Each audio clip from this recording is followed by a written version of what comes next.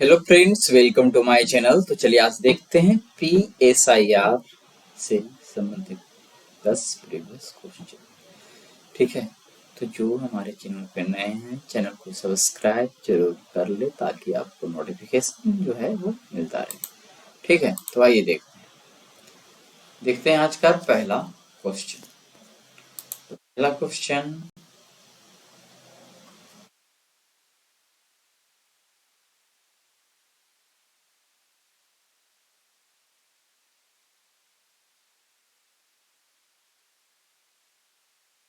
बड़ा खुलने लगा तो सेट 13 देखेंगे आज। ठीक है, पहला क्वेश्चन देखेंगे। संवैधानिक सरकार का आशय क्या है? मतलब जो संविधान से चलने वाला सरकार होता हो तो मतलब क्या है? यहाँ पे चार ऑप्शन हैं। किसी राष्ट्र की परिसंघीय संरचना वाली एक प्रतिनिधि सरकार। ठीक है, फिर है कोई सरकार जिसके प्रमुख के पास नाम मात्र की शक्तियां हों। सी है कि कोई सरकार जिसके प्रमुख के पास वास्तविक शक्तियां हों। कोई सरकार जो संविधान की सीमाओं से परिबद्ध हो। तो अब यदि बी की बात किया जाए तो नाम मात्र की शक्तियां हों जिसके प्रमुख के पास, या फिर वास्तविक शक्तियां हों जिसके पास। ठीक है, वो दोनों संवैधानिक सरकार हो सकता है यदि संविधान के द्वारा चल सकता है। तो ये दोनों तो सही आप कर नहीं सकते हैं। करे किसी राष्ट्र की परिसंघीय संरचना वाली एक प्रतिनिधि सरकार। तो ठीक है, परिसंघीय मतलब कि जहाँ राज्य स्तर भी है और संघ का स्तर मतलब कि केंद्र है, उसके अंदर में कुछ राज्य भी है, वैसी संरचना को। और उसमें क्या है, प्रतिनिधि वाली सरकार है, उम्मीदवार वाला है, लोग उस वोट द्वारा चुनते हैं। लेकिन संवैधानिक सरकार का आज से जो है ये तीनों सही से स्पष्ट नहीं कर पा रहा है। अगर कोई सरकार जो संविधान की सीमाओं से परिबद्ध हो, यानी संविधान में जो नियम कानून है, ठीक है, उससे यदि वो परिबद्ध हो, यानी उसकी शक्ति को सीमित करता हो संविधान, तब जाकर वो क्या है, संवैधानिक सरकार कहलाती है। ठीक है, तो सब लगभग वही है जितना हमने बोला। ठीक है, आगे चलते हैं। अरे भारत हलवे हो और कोई पद किससे संबंधित है? तो हलवी हो कोई कोई तो ध्यान में होगा कि हाल फिलहाल रहा है घटना में। ऐसे भी क्वेश्चन 2022 का है। ठीक है, प्रीवियस ही क्वेश्चन है। तो हलवी हो कोई जो है एक जनजातीय भाषा है। ठीक है, और कहाँ का है वो देख लेते हैं। कर हल्बी जो है यह एक पूर्वी इंडो आर्यन भाषा है जो मुख्य रूप से मध्य भारत यानी छत्तीसगढ़, महाराष्ट्र, उड़ीसा, मध्य प्रदेश के आदिवासी समुदाय द्वारा बोली जाती है।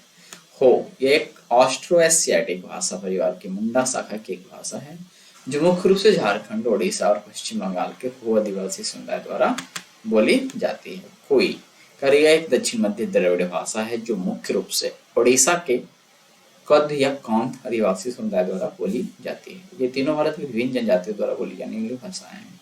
तो चर्चा में यदि कोई भाषा अभी हाल फिलहाल में रहा हो तो क्वेश्चन क्या है बनने का आसार हो सकते हैं। ठीक है, तो फिर से देख सकते हैं हल्बी भाषा जो छत्तीसगढ़, महाराष्ट्र और उड़ीसा, मध्य प्रदेश में आदिवासियों के द्वारा बोला जाता है। वो भी आदिवासियों के द्वारा ही बोला जाता है। ठीक है, ये कहाँ कहाँ बोला जाता है? झारखंड, उड़ीसा और पश्चिम बंगाल में। फिर एक कोई, तो ये दक्षिण मध्य द्रविड़ भाषा है जो मुख्य रूप से उड़ीसा के कध या कौंध आदिवासी समुदाय द्वारा बोली जाती है। भारत रत्न और पद्म पुरस्कारों के संबंध में निम्नलिखित कथनों पर विचार कीजिए। ठीक है, भारत रत्न पद्म पुरस्कार भारत के संविधान के अनुच्छेद 18 के अंतर्गत उपाध्याय एक सम्मान होता है। ठीक है, ऑनर्स जिसको बोलते हैं, एक उपाधि होता है। ठीक है, तो भारत रत्न या पद्म पुरस्कार एक सम्मानित किया जाता है उसे। आप उसे अपने नाम के आगे नहीं लगा सकते, जैसे भारत रत्न फलाना, भारत रत्न चिलाना, इस तरह से क्या है यूज नहीं किया जा सकता है। सम्मान भर ही रहेगा, अपने नाम के आगे नहीं जोड़ा जाता है।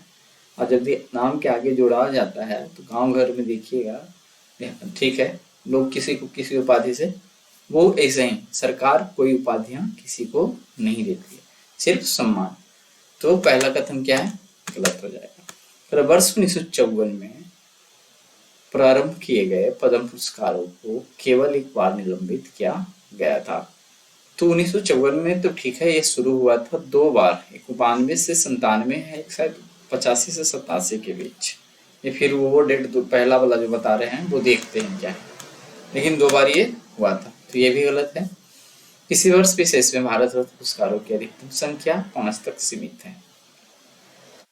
तो ध्यान देना है कि भारत रत्न की जो संख्या है किसी एक वर्ष में, ठीक है, ऐसा कुछ वर्णन नहीं है कि कितना व्यक्ति को एक साल में दिया जा सकता है, लेकिन जनरली जो है 3 व्यक्ति को ज्यादातर दिया जाता है एक बार में, ठीक है, यानी एक साल में। कभी 4 भी दे दिया गया है, 5 दिया जाएगा नहीं दिया जाएगा ऐसा कुछ वर्णन नहीं है। जरूरत पड़ा तो 5 को भी दिया जा सकता है, उससे अधिक को भी दिया जा सकता है, जिस कारण से ये गलत हो जाएगा, ठीक है। तो गलत तो सारा है, इसलिए एक बार इसको देखते हैं। तो ये तो हॉट टॉपिक है, हमेशा आपको चर्चा में रहता है, इसका डिस्कशन की जरूरत नहीं है, बट ये देखना है दूसरा, ठीक है। 1977 से 80, सॉरी 85 से 87 नहीं, 1977 से 80 और 92 से 95 तक, ठीक है। अभी जुलाई अगस्त से कब तक रहा वो डेट जरूरी नहीं है, बट ये ईयर याद रखना जरूरी है, ठीक है। पर निलंबन हो गया था। करे किस वर्ष में भारत रत्न पुरस्कारों की अधिकतम संख्या 5 तक सीमित है, किसी वर्ष विशेष में। अच्छा, तो यद्यपि कोई औपचारिक नियम नहीं है, लेकिन सामान्य प्रथा है कि एक वर्ष में अधिकतम 3 व्यक्तियों को ही भारत रत्न से सम्मानित किया जाता है। हालांकि 1999 में का बात था जब 4 व्यक्तियों को यह सम्मान दिया गया था। इसे 5 तक सीमित नहीं किया गया है, मतलब ऐसा कोई सीमा नहीं है, लेकिन जनरली जो है एक नियम या औपचारिक नियम के अनुसार 3 व्यक्तियों को साधारणतः दिया जाता है। निम्नलिखित कथनों पर विचार कीजिए। एचएन सनाल्य समिति की रिपोर्ट के अनुसरण में न्यायालय की अवमानना अधिनियम 1971 पारित किया गया था।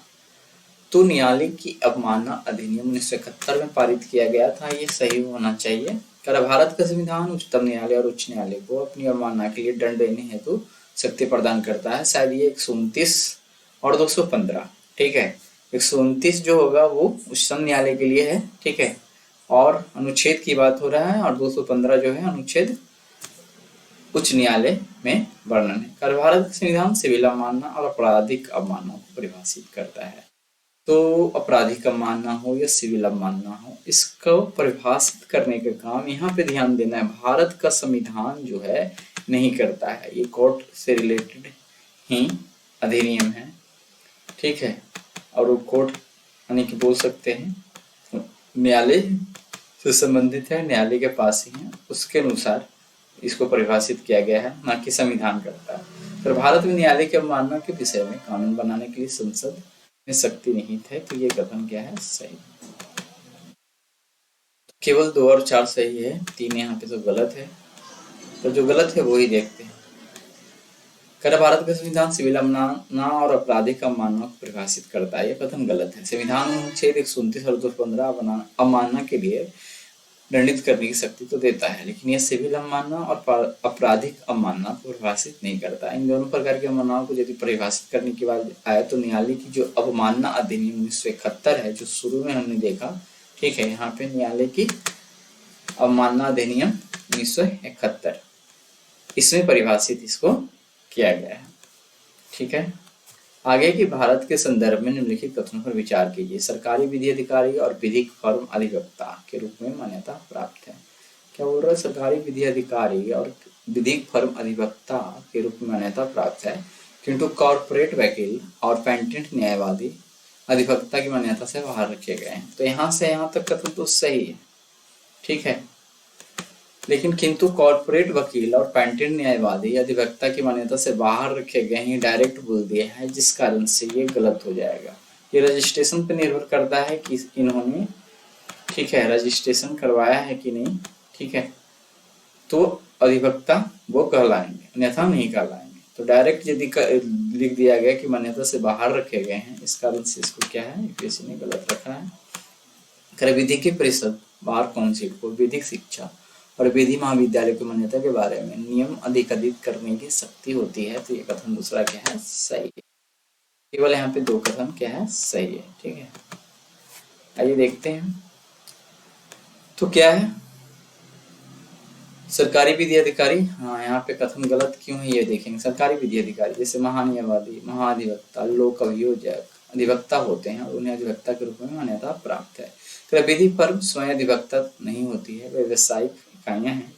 फर्म में काम करने वाले वकील अधिवक्ता होते हैं कॉर्पोरेट वकील, अगर जो किसी कंपनी के पूर्णकालिक वेतनभोगी कर्मचारी होते हैं वे अधिवक्ता अधिनियम 1961 के तहत नामांकित हो सकते हैं, लेकिन बार काउंसिल ऑफ इंडिया के नियमों के अनुसार जब तक कार में हैं वे अदालतों में प्रैक्टिस करने के हकदार नहीं होते हैं, कुछ अपराधों को छोड़कर। हालांकि वे अधिवक्ता के रूप में नामांकित रह सकते हैं, इसलिए उन्हें अधिवक्ता की मान्यता से बाहर कहलाना क्या होता है, गलत है। पेटेंट न्यायवादी,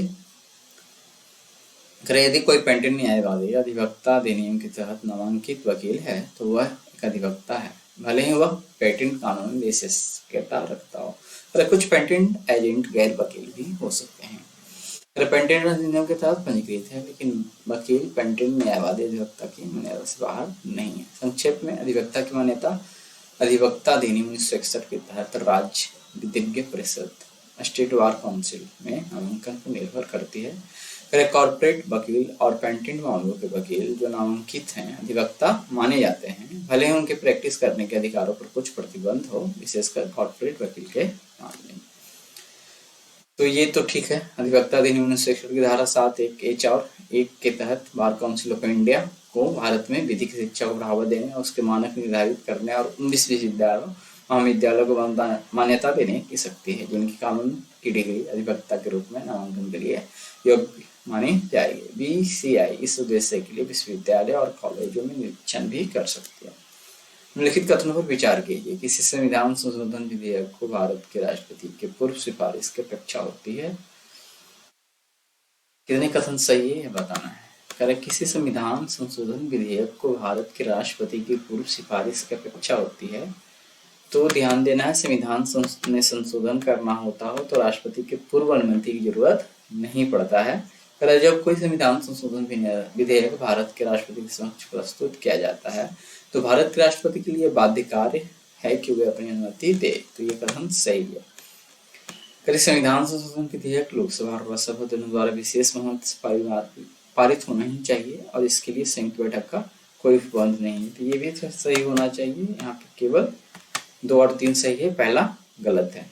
ठीक है, तो विशेष बहुमत क्या होता है? सदन की कुल संख्या का बहुमत और जितना उपस्थित है उसका 2/3 का बहुमत होना चाहिए।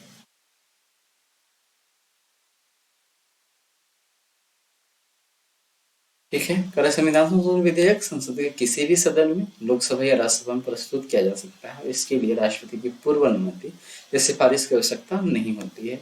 राष्ट्रपति की पूर्व सिफारिश केवल कुछ विशिष्ट विधेयकों के लिए आवश्यक होती है, जैसे धन विधेयक को 110 या अनुच्छेद 3 के तहत राज्यों के गठन या सीमाओं में परिवर्तन से संबंधित विधेयक। ठीक है, तो ये दोनों जरूर ध्यान में रखना है कि धन विधेयक हो और राज्य के नामकरण, ये सब राज्यों का नया गठन हो, सीमा में चेंज ये सब करना हो तो पूर्व अनुमति की जरूरत पड़ती है।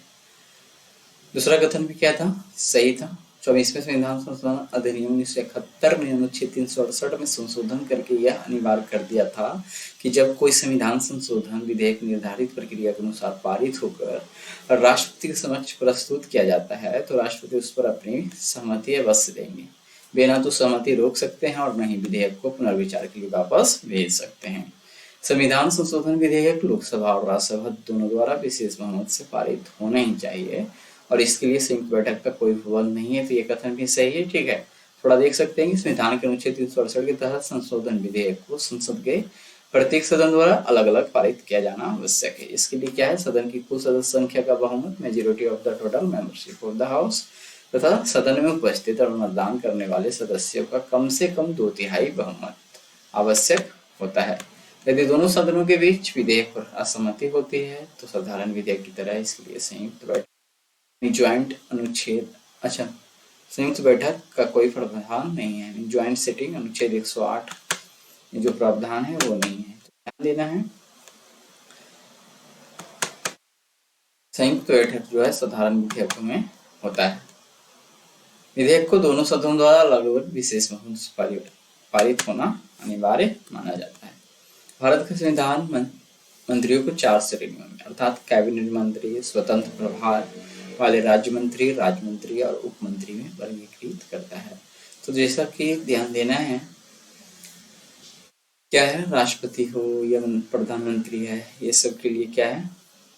मंत्रियों की जो भी नियुक्ति ये सब किया जाता है या प्रधानमंत्री की सलाह के लिए मंत्रिपरिषद की नियुक्ति किया जाता है, तो इसमें मंत्रियों का जो ये श्रेणी बांट दिया गया है वो संविधान में वर्णन नहीं है। ये सुविधा के अनुसार जो है ये क्या है, राजनीतिक पार्टी ही करते आए हैं और धीरे धीरे ये कर सकते हैं, प्रथा विकसित हो गया है। ठीक है, तो ये संविधान में वर्णन नहीं है। भारत का संविधान की बात कर रहा है। कर संघ सरकार में मंत्रियों की कुल संख्या प्रधानमंत्री को मिलाकर और लोकसभा के कुल सदस्यों के 15% से अधिक नहीं होनी चाहिए।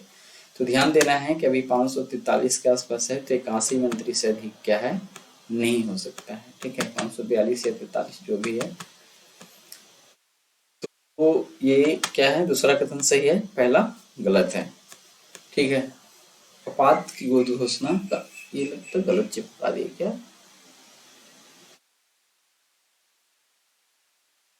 चलिए कोई बात नहीं, जितना हमने समझाना था समझा दिया। आगे देखते हैं। ये आपात की घोषणा ये आगे लगता आगे पीछे हो गया है इसका। ठीक है, ठीक है, तो यहाँ पे देख लेते हैं। भारत के संविधान मंत्री को 4 श्रेणी में अर्थात कैबिनेट मंत्री, स्वतंत्र प्रभार वाले राज्य मंत्री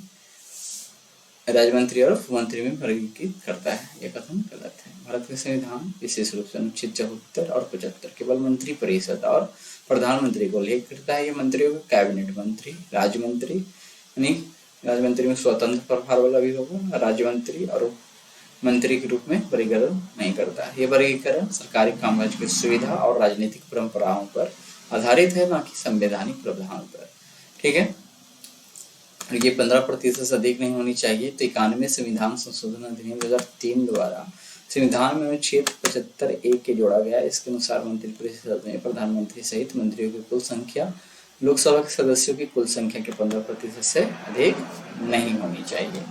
ठीक है, ये देखते हैं निम्नलिखित में कौन सी लोकसभा की अनन्य शक्तियां यानी ऑब्सोल्यूट शक्ति है कि लोकसभा ही उस पर दबदबा बना सकता है। निर्णय शक्ति तो वही कहलाएगा ना। पहले आपात की घोषणा का अनुसमर्थन करना, तो ये दोनों सदनों से होता है, सिर्फ ये क्या है, लोकसभा के अधिकार क्षेत्र में नहीं आता है, तो ये तो होगा नहीं। फिर है कि मंत्रिपरिषद के विरोध और विश्वास प्रस्ताव पारित करना। तो मंत्रिपरिषद जो होता है लोकसभा में ही जनरली होता है, और इसमें अब विश्वास प्रस्ताव की बात यदि आए तो राज्यसभा कोई इंटरफेयर नहीं कर पाता है। ठीक है, तो ये क्या है, अनन्य शक्ति क्या है, लोकसभा का कहला जाएगा। और देखते हैं भारत के राष्ट्रपति में महाभियोग चलाना, तो यहाँ भी दोनों सदन चला सकते हैं। ठीक है, तो केवल 2 सही होगा, ऑप्शन बी। यहाँ देख सकते हैं संविधान के अनुच्छेद 352 के अनुसार राष्ट्रपति द्वारा जारी आपातकाल की घोषणा को संसद के दोनों सदनों लोकसभा और राज्यसभा द्वारा, वही बात है। ठीक है, यहाँ भी वही चीज है। भारत के राष्ट्रपति पर महाभियोग चलाना, तो अनुच्छेद 61 के अनुसार राष्ट्रपति महाभियोग की प्रक्रिया संसद के किसी भी सदन में चलाया जा सकता है। यहाँ भी लोकसभा और राज्यसभा चलेगा। यदि ये देखना है तो संविधान के अनुच्छेद 75(3) के अनुसार मंत्रिपरिषद सामूहिक रूप से लोकसभा के प्रति उत्तरदायी होती है। इस उत्तरदायित्व को सुनिश्चित करने के लिए विश्वास प्रस्ताव का प्रावधान है। ये प्रस्ताव केवल लोकसभा में ही प्रस्तुत और पारित किया जा सकता है, राज्यसभा में इसे पेश नहीं किया जा सकता है, क्योंकि सरकार उसके प्रति उत्तरदायी नहीं होती है। ठीक है, चलिए आगे देखते हैं। भारत में दल बदल विरोधी कानून के संदर्भ में निम्नलिखित कथनों पर विचार कीजिए। और यह कानून भी निर्दिष्ट करता है कि कोई नाम निर्दिष्ट विधायक सदन में नियुक्त होने के 6 माह के अंदर किसी राजनीतिक दल में शामिल नहीं हो सकता है। तो बात है जो उल्टा कर दिया है। दल बदल विरोधी कानून में ये नियम है कि 6 महीना के पहले वो किसी भी पार्टी में जा सकता है, तो क्या है, वो अयोग्य नहीं होगा। बट 6 महीना के बाद यदि किसी पार्टी को ज्वाइन करता है, ठीक है, कोई भी मंत्री, कोई भी विधायक, तब वहां पे दल बदल विरोधी कानून क्या हो जाता है, लागू हो जाता है। तो ये कथन क्या है, गलत है। और यह कानून कोई समय अवधि नहीं देता है। इसके अंदर पीठासीन अधिकारियों को दल बदल मामला भी निश्चित करना होता है। तो ध्यान देना है कि पीठासीन अधिकारी लोकसभा और राज्य में विधानसभा का जो होता है वही पीठासीन अधिकारी है, वही इस पर निर्णय लेता है कि जो भी नेता एक दल से दूसरे दल में जा रहे हैं, ठीक है, वो दल बदल विरोधी कानून के अंतर्गत आता है या नहीं आता है। तो ये ऑप्शन 2।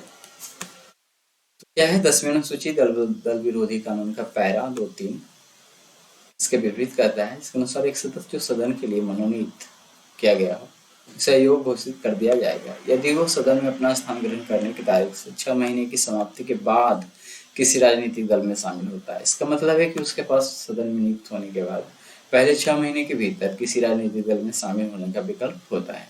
यदि वो 6 महीने बीत जाने के बाद किसी दल में शामिल होता है तो उसे अयोग्य ठहराया जा सकता है। कथन में कहा गया है कि वो 6 महीने के अंदर शामिल नहीं हो सकता है, इसी कारण से वो आगे है कि 10वीं अनुसूची पीठासीन अधिकारी लोकसभा अध्यक्ष या राज्यसभा का जो सभापति है, विधानसभा अध्यक्ष या विधान परिषद का सभापति है, ठीक है, यह चारों जगह की बात करेगा, को यह तय करने का अधिकार देती है कि सदस्य दल बदल के आधार पर अयोग्य हो गया है या नहीं। हालांकि कानून स्वयं इस निर्णय को लेने के लिए कोई विशिष्ट समय सीमा निर्धारित नहीं करता है, पर इस कमी के कारण कई बार मामले के निपटारे में अत्यधिक देरी हुई है। सर्वोच्च न्यायालय ने कई मामलों में इस पर चिंता व्यक्त की है और सुझाव दिया है कि निर्णय उचित समय के भीतर आदर्श रूप से 3 महीने के भीतर कर लिया जाना चाहिए, लेकिन यह कानून में लिखित अनिवार्यता नहीं है, एक सलाह के तौर पे। आगे देखते हैं, निम्नलिखित कथनों पर विचार कीजिए। भारत का महान्यायवादी भारत का सॉलिसिटर जनरल ही सरकार के एकमात्र अधिकारी हैं जिन्हें भारत की संसद की बैठक में भाग लेने की अनुमति है। आया है कि ठीक है, भारत का महान्यायवादी और भारत का सॉलिसिटर जनरल ही एकमात्र अधिकारी है जिन्हें भारत की संसद की बैठकों में भाग लेने की अनुमति है। ठीक है, तो यही दो व्यक्ति सिर्फ नहीं है जिसको क्या है संसद की बैठक में भाग लेने की अनुमति होता है। भारत के संविधान के अनुसार भारत का महान्यायवादी अपना त्यागपत्र दे देता है जब वह सरकार जिसने उसको नियुक्त किया था इस्तीफा देती है। यहाँ पे कौन सा सही है ये ढूंढना है। पहला तो गलत हो गया, दूसरा कि भारत का संविधान के अनुसार भारत का जो महान्यायवादी है अपना त्यागपत्र दे देता है जब वह सरकार जिसने उसको नियुक्त किया था इस्तीफा दे देती है। तो ऐसा कोई नियम नहीं है जिस सरकार ने महान्यायवादी को नियुक्त कर दिया था यदि उस सरकार ने इस्तीफा दे दिया है तो ये भी दे देगा। लेकिन जनरली क्या है, एक क्या बोल सकते हैं, सिंक्रोनाइज चले, यानी कि साथ साथ दोनों का कार्यकाल चल सके, इसके कारण जनरली क्या है महान्यायवादी भी अपना त्यागपत्र दे देता है। तो एक ये प्रथा विकसित है, ऐसा कुछ नियम नहीं, ठीक है, जिस कारण से दोनों गलत हो जाता है और ऑप्शन डी सही हो जाएगा। तो यहाँ पे देख सकते हैं भारत का महान्यायवादी संविधान के अनुच्छेद 88 में है। ये क्वेश्चन तो आते रहता है। पर अनुसार महान्यायवादी के संसद की किसी भी सदन की कार्यवाही में, सदन की संयुक्त बैठक में और संसद के किसी भी समिति में जिसका वह सदस्य नामित किया गया हो बोलने और भाग लेने का अधिकार है, हालांकि उसे मत देने का अधिकार नहीं है। कर भारत का सॉलिसिटर जनरल क्या होता है? सॉलिसिटर जनरल का पद संवैधानिक नहीं है, ध्यान देना है, और यही सब क्वेश्चन अपवादित कहलाता है। कर वह महान्यायवादी की सहायता के लिए होता है। संविधान में कोई कानून सॉलिसिटर जनरल को संसद की बैठक में भाग लेने का अधिकार नहीं देता है, जैसा कि महान्यायवादी को प्राप्त है। करे अन्य मंत्री, अनुच्छेद 88 मंत्रियों को भी अधिकार देता है कि वे किसी भी सदन की कार्यवाही, संयुक्त बैठक या संसदीय समिति में बोले और भाग ले, भले ही वे सदन के सदस्य ना हो। ठीक है, जिसके वे सदस्य नहीं हो क्वेश्चन इसीलिए है, लेकिन वे केवल उसी सदन में मतदान कर सकते हैं जिसके वे सदस्य होते हैं। पर इसीलिए महान्यायवादी अकेले नहीं है, मंत्री भी भाग ले सकते हैं, और सॉलिसिटर जनरल को महान्यायवादी जैसा अधिकार प्राप्त नहीं है। भारत के संविधान के अनुसार भारत का महान्यायवादी अपना त्यागपत्र दे देता है जब वह सरकार जिसने उसको नियुक्त किया था यह इस्तीफा देती है। तो संविधान का अनुच्छेद 76(4) कहता है कि महान्यायवादी राष्ट्रपति के प्रसाद पर्यंत पद धारण करेगा, hold office during the pleasure of the president. संविधान में ऐसा कोई प्रावधान नहीं है जो यह कहता है कि सरकार बदलने पर महान्यायवादी को इस्तीफा देना होगा।